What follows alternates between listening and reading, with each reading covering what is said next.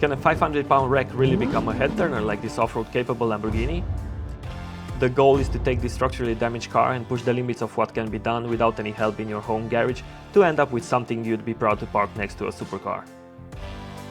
In this video I'll swap the damaged body panels to see if the car is structurally damaged or the insurance got it wrong, and on top of that I will try my new wheels as they might not fit, putting this build into danger right from the get-go.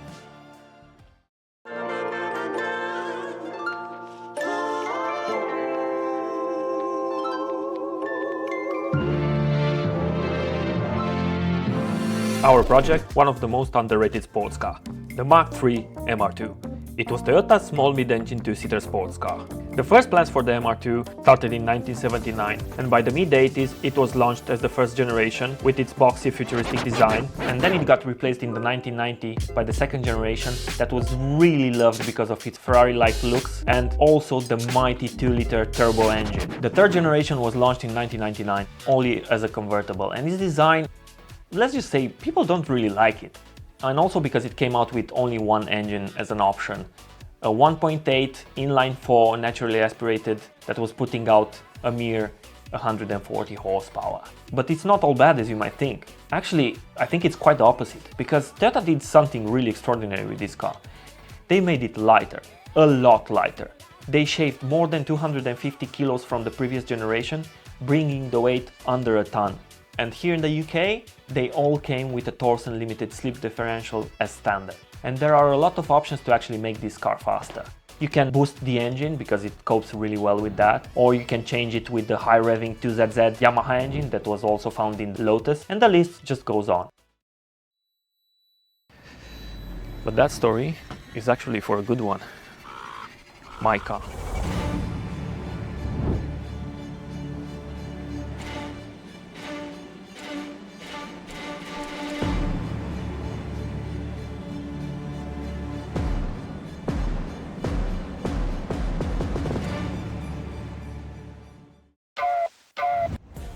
Let's connect the terminal and see if this battery works. Ignition on.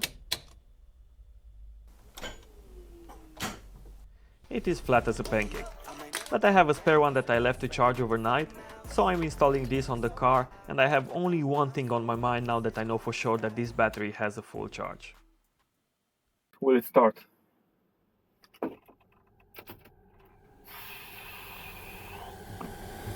Ignition on. There's nothing. Happy days! And now that the car is in, maybe you're wondering what actually happened to this car. To be honest, I have no idea. I bought this car like this from auction 3 years ago as structural damage, and I really have my doubts on that. And actually that's the reason why I've bid in the first place, because normally when a car has damage on the rear quarter, they get classed as structural damage. But a super cool thing about these cars is that all the panels are actually bolted, so you can just remove the damaged one, replace it with a straight one, and you're good to go. And actually when I start on a project, I do have my own system that I follow. It's based on a plan. Let me just show you guys. I've already made the plan. This is it. It's very basic. Things like, if you want to build a track car, don't buy a van. But if you want to see what are my thoughts behind it, how I draw the design, and how you can as well, even if you have no experience whatsoever in drawing, there's a full video about that, and I'll leave the link in the description. Now that the plan is on the wall, I just need to go get some gloves and then let's do some work. And if you're enjoying this, please like, share, subscribe, as this helps me to grow and bring exciting builds to this channel. To be able to remove the door, first I need to remove the front wing to gain access to the door hinges. First I removed all the visible bolts. There's one hidden under the bumper, and there's one 10mm bolt hidden over here that I need to reach it through the wheel opening.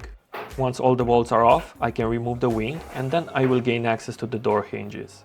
I have removed the door harness from the inside, which plugs right over here. It goes through the pillar up, and then it exits on the other side, where it enters the door to power all the electricals, like the mirrors, speakers, and so on. I have removed the door stopper, which was secured over here with one bolt, and now I just need to remove these two bolts and the lower ones, and the door should come off. Now, of course, because they're Japanese, they do use odd numbers. Normally on a car you'd find 13mm, this is 12mm. I'm just gonna loosen them, and as the door was still latched and secured on the left side, I was able to remove all the bolts. At this point, the door was staying into place just because I was holding it with my leg. The only thing that was left for me to do was to grab the door handle to release it from the latch, and the door should come off. Done! The rear quarter is secured here, some bolts underneath, 2 under the bumper, 2 over here, 1 under the hardtop cover. There are a couple of bolts here. The antenna trim is just a normal nut that you can undo with your hand and then remove the rubber grommet. Now I'm just gonna use a plastic prier to remove the push pins that are securing this rubber trim, and underneath there is another 10mm bolt that is securing the rear quarter panel. There are a few bolts over here, and to have access to some of them I just need to make a small incision through the vinyl. Last, I just need to remove the lower bolts that usually rust and snap. The big question is, was I right, or was the insurance right? Let's see if this car is actually structurally damaged or not.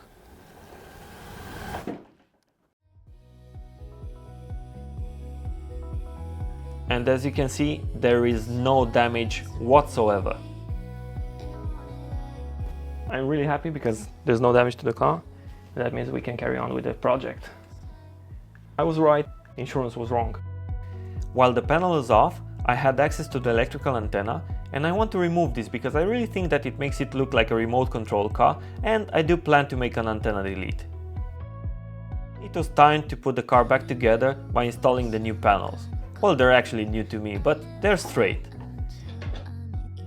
I started to reinstall them in reverse order. The first one was the rear quarter panel, and then it was time for the door. First I pushed the left side into latch, and then I started to secure the hinges 1 bolt at a time. Once I was pleased with that, I've just resumed to install the front wing back.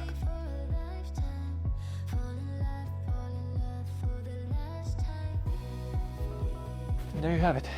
Less than an hour. Technically I could put this back on the road, just put the interior back, and this car is good to go. So I've just bought a 500 pounds car with structural damage that was perfectly fine. We'll still have a look underneath as well, but happy days this time. Next day, we're back. Let me go and get the wheel flares. The plan for today's work is to see how well will the new flares sit on the car. Everything is falling. And if I need to make any additional mods. Also to try my new wheels and see if they actually fit. Oh, yeah. We have wheel flares. Let's see how it's gonna fit. Or if I put it like here. Now there's the edge of the original wheel arch, and if I'm gonna install the add-ons above that, I'm going to have a perfect finish. The flare will actually sit flush on the wing. I'm gonna install the wheel flare slightly higher, and then I'm going to trim the original wheel arches. And by doing that, I'll end up with a bigger wheel gap.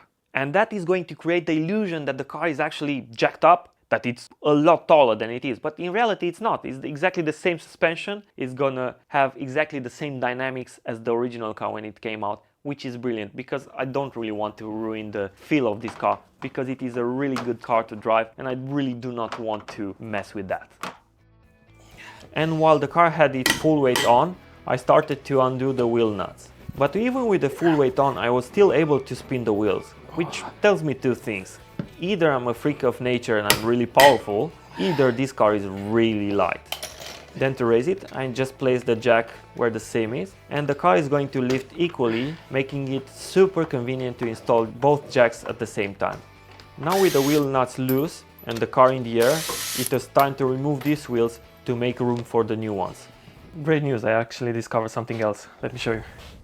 This one has a brand new shocks as well. Look, the stickers are still there, so probably they were changed like really close to the accident. It was time to move to the rear, and after I removed the wheel, I was able to see that this car actually had brand new disc brakes and brand new calipers fitted somewhere really close to the accident. Which is great news, because one of the big problems of this car is the handbrake. It never works. Either the calipers get stuck and won't engage the pads, either the cables get seized because of a rubber seal that fails. We are down to the wheels, and I think they play such a massive role in every project. I've printed this and I've put them on the wall This is the original size. This is the new wheel size that I'm going to install. What I'm trying to do now, I want to create an illusion. I want to trick the eye of the person that is going to look at this car to think that it has wheels that are a lot bigger. How I'm going to achieve that? I want to have the same wheel diameter, tire diameter, but the wheel itself, I want to scale it down. And I know for a fact that this car, I can install 13-inch wheels, which is crazy because they're really, really small. But by installing 13-inch wheels and keeping the same tire diameter, the height of the tire is going to be a lot bigger, and it will create the illusion that the wheels are actually bigger than they are. And this is the same thing for this. These wheels are actually the same size, and I'll show you now. So these are the 13-inch alloys. Yes, I'll do it like this. And then these ones, they are the original 15-inch. And if I do this, look, they are exactly the same. To find my wheels, I looked a lot, and it proved to be very difficult because they are small, they're dated, and you can't really find a lot of options around. But eventually I found out a set. They're steels. They're deep dish, which is good, but I didn't install them on the car. So now we just need to go and see if they will actually fit, because I have no idea. I've just made my entire project based on something that I didn't check. But anyway, let's go grab the wheels and see if they actually fit.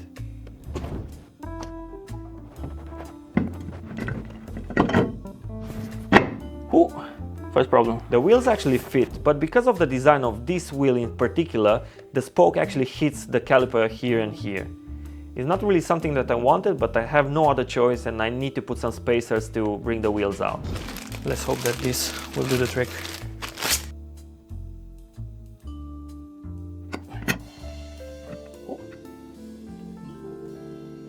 Now this works. Let's see how many. 2, 3, 4, 5, 6, 7. The wheel actually clears the caliper. It spins freely, but it's not really safe. I will need to install some bolt-on spacers because there's not enough thread. But for the time being, I'm just going to leave it like this, and I'm going to try to see the rear if that clears as well, as the discs are actually bigger than the front. With the wheels on, I just lowered the car to see how it sits. Maybe it needs to settle a bit. Sometimes when you lower a car after being on stands, it actually needs to move a bit so that the suspension would set on its normal height. And since I don't plan to move the car, I'm doing this monkey business instead. Still, look at the space, look. Well, okay, this wheel is smaller. But let's try it with something like this, which is a bit bigger. Okay. This is a 205 by 60 by 13, and already it looks a lot better. With the wheels installed and the car lowered, it was time to try the wheel flares, how they will fit on the car, and the first one was the front.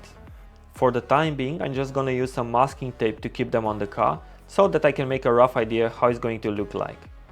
From above, it looks like it's almost going to cover the wheel. If it's not, maybe I'm gonna make another trim like this that I'm going to install on the flare just to cover the wheel.